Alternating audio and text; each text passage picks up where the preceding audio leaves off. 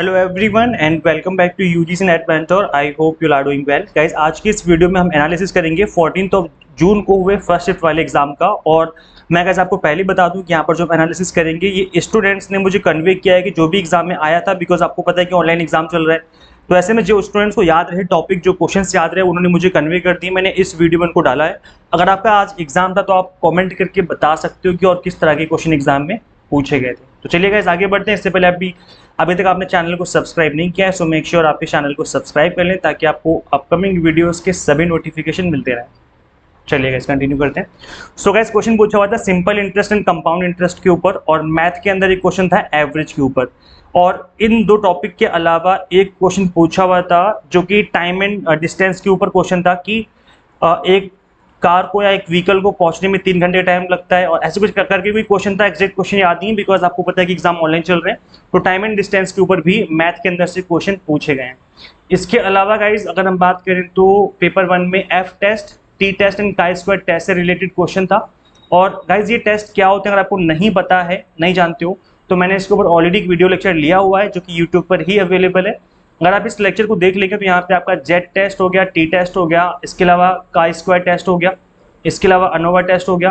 तो जितने भी तरह के इंपॉर्टेंट टेस्ट होते हैं जो कि रिसर्च में यूज किए जाते हैं, इनको मैंने यहाँ पर अच्छे से एक्सप्लेन किया हुआ है। तो एक छोटा सा लेक्चर है, 25 मिनट का एक छोटा सा लेक्चर में आपके सारे के सारे टेस्ट जो हैं, जितने भी इंपॉर्टेंट टेस्ट होते हैं, उनको मैंने कवर किया हुआ है। इस लेक्चर को आप जरूर देखें, अभी तक नहीं देखा है, बिकॉज ये जो टॉपिक है काफी इंपॉर्टेंट है। अपकमिंग डेज में, अपकमिंग एग्जाम में इन टेस्ट के ऊपर दोबारा से क्वेश्चन बनने के चांस रहते हैं। तो गाइज इस लेक्चर को आप कैसे देखोगे, क्या करना है आपको सिंपली सर्च करना है यूट्यूब पर। क्या सर्च करोगे? यूजीसी नेट मेंटर लिख देना और आगे लिख देना टी टेस्ट लिख देना आगे, और कर देना सर्च। जैसे सर्च करोगे ये वाला लेक्चर आ जाएगा। आप इस लेक्चर को जरूर देखें बिकॉज ये जो है काफी इंपॉर्टेंट टॉपिक है। इसके अलावा गाइस रिसर्च एथिक्स के ऊपर क्वेश्चन बना है, और रिसर्च एथिक्स पे बार बार क्वेश्चन बन रहे हैं। तो मैं आपको बता दूं कि जो भी रिसर्च एथिक्स से रिलेटेड प्रीवियस ईयर में क्वेश्चन बने हैं, आप उनको अच्छे से प्रैक्टिस कर लेना। वैसे जो रिसर्च में एथिक्स यूज किए जाते हैं, जो जिन चीज़ों को ध्यान रखा जाता है, that is honesty and integrity, protection of human subject हो गया, एनिमल का केयर करना, रिस्पॉन्सिबल पब्लिकेशन। ऐसा नहीं होना चाहिए कि आप किसी फ्रॉड तरीके से पब्लिकेशन का यूज पब्लिश कर दो अपना पेपर, या जो भी आपकी रिसर्च है पैसे देकर के, वो चीज़ गलत होती है। कॉन्फिडेंशियलिटी होनी चाहिए। आप जो भी रिसर्च कर रहे हो उसके अंदर जो डेटा है, कहाँ से आपने कलेक्ट किया है, किस पर्सन का है, उस वहाँ पर डेटा जो है कॉन्फिडेंशियल लेना चाहिए। इसके अलावा किसी चीज़ का हमें कॉपी नहीं करना होता है। कॉपीराइट हो गया, इंटेलेक्चुअल प्रॉपर्टी राइट्स हो गए, इनको हमें बहुत ही ध्यान रखना होता है कि किसी का कॉपी ना हो जाए गलती से। और ऑब्जेक्टिविटी जो होती है, दैट इज निष्पक्षता होती है आपकी, बाइसनेस नहीं होनी चाहिए आपकी रिसर्च में। आप कंप्लीट तरीके से रिसर्च करें तो उसी पे ध्यान देना चाहिए। इसके अलावा गाइस नंबर सीरीज पे क्वेश्चन पूछा हुआ था। अभी नंबर सीरीज का एग्जैक्ट क्वेश्चन क्या था याद नहीं है, अगर आपको याद हो तो कमेंट करके आप बता सकते हो कि किस तरह का क्वेश्चन जो एग्जाम में पूछा हुआ था। पॉलिसी के ऊपर गाइस बार बार क्वेश्चन बन रहे हैं, कल भी एग्जाम में बना था और आज भी एग्जाम में बना है क्वेश्चन, और जो अपकमिंग शिफ्ट है उसमें भी बनेगा, बिकॉज ये जो टॉपिक है ये 5 स्टार रेटिंग वाला टॉपिक है। इसलिए जितने भी पॉलिसी से रिलेटेड आपके क्वेश्चन बने उनको अच्छे से आप प्रैक्टिस कर लेना। वैसे क्लास नंबर 14, क्लास नंबर 15 मैंने पॉलिसीज के ऊपर ली हुई है, तो अगर आप चाहो तो इन लेक्चर को देख सकते हो। मैंने यहाँ पर एग्जाम्पल के साथ चीज़ों को एक्सप्लेन किया हुआ है, और जब आप चीज़ों को एग्जाम्पल के साथ समझते हो तो चीज़ें समझना काफ़ी ईजी हो जाती हैं। तो आप इन लेक्चर्स को जरूर देखें। ये हमारे इंपॉर्टेंट टॉपिक सीरीज की क्लासेज हैं, और जो इंपॉर्टेंट टॉपिक सीरीज है इसका लिंक मैं इसी वीडियो के डिस्क्रिप्शन बॉक्स में भी दे दूंगा, साथ ही कमेंट बॉक्स में पिन कर दूंगा। अगर आप इन लेक्चर्स को देखेंगे तो आपकी पॉलिसी वाला जो टॉपिक अच्छे से कवर हो जाएगा, और फिर क्वेश्चन बना तो डेफिनेटली आप आंसर कर पाएंगे। मेथड्स ऑफ टीचिंग पे क्वेश्चन गाइस पूछा हुआ था। लर्नर्स कैरेक्टरिस्टिक्स पे क्वेश्चन था। आरसी जो था वो मॉडरेट लेवल का था। कुछ स्टूडेंट्स बता रहे थे इजी था, कुछ बच्चों ने बताया कि मॉडरेट लेवल का था। तो ये वही बात है कि ज्यादा प्रैक्टिस करोगे तो ईजी लगेगा, कम प्रैक्टिस करके जाओगे तो मॉडरेट या टफ लग सकता है। स्पीड एंड डिस्टेंस पे क्वेश्चन था, जैसे कि मैंने आपको ऊपर बताया अभी। हाँ, decimal to binary and binary to decimal guys, इस पे क्वेश्चन बन रहे हैं।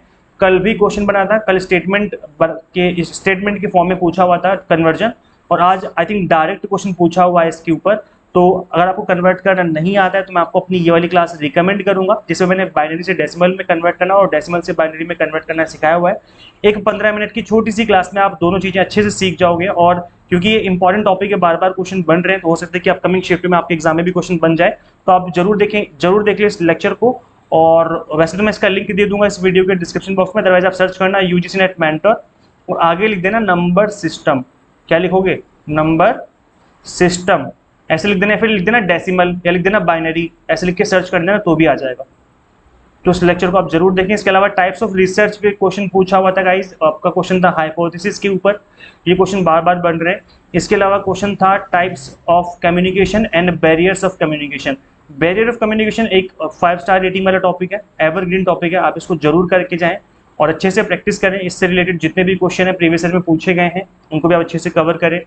रैम एंड रोम भी क्वेश्चन बना था गाइस, एग्जैक्ट क्वेश्चन याद नहीं है तो मैंने नहीं लिखा यहाँ पर, लेकिन इसके ऊपर गाइस क्वेश्चन बन रहे हैं, तो इसलिए आप इसको अच्छे से प्रिपेयर कर लें। रैम रोम से रिलेटेड जो भी क्वेश्चन बनते हैं जितने भी प्रीवियस ईयर में बने हैं।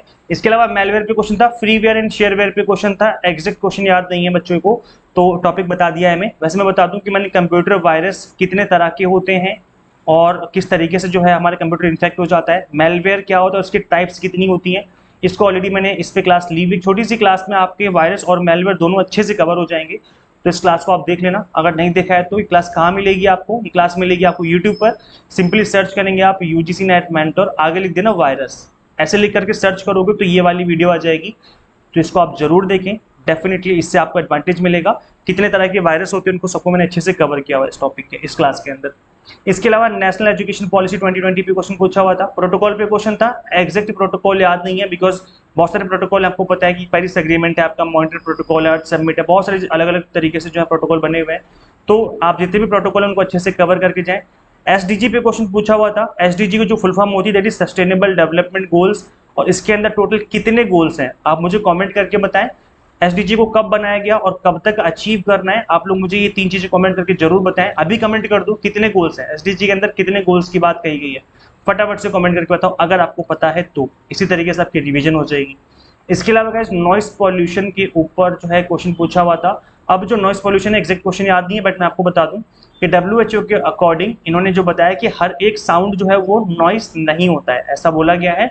नॉइस क्या होगा फिर, नॉइस होगा जिसका जो साउंड है, जो वॉइस है वो 65 डेसिबल के ऊपर चली जाएगी, अब देन 65 डेसिबल, तो उसको हम नॉइस पॉल्यूशन की कैटेगरी में डाल देते हैं, ऐसा WHO ने कहा है। एज नॉइस पॉल्यूशन से कंसिडर किया जाएगा। To be precise, noise becomes harmful, noise जो है वो हमारे लिए हार्मफुल हो जाती है अगर वो 75 डेसिबल से ज़्यादा हो जाती है, और पेनफुल हो जाती है अगर वो 120 डेसिबल से भी ऊपर चली जाए तो हमारे लिए पेनफुल हो जाती है, ऐसा WHO ने कहा है अपने। तो गाइज अब हम आगे बढ़ते हैं, उसमें समझते हैं कि और किस तरह के क्वेश्चन पूछे गए थे। तो यहाँ पर डेटा इंटरप्रिटेशन जो क्वेश्चन था वो मॉडरेट लेवल का था, काफ़ी कैलकुलेटिव था, कैलकुलेशन ज़्यादा करनी पड़ी। इंडियन लॉजिक के ऊपर क्वेश्चन पूछे गए हैं, कोडिंग डिकोडिंग पे क्वेश्चन था, रिसर्च प्रोसेस पूछा था, इसको सीक्वेंस में लगाना था।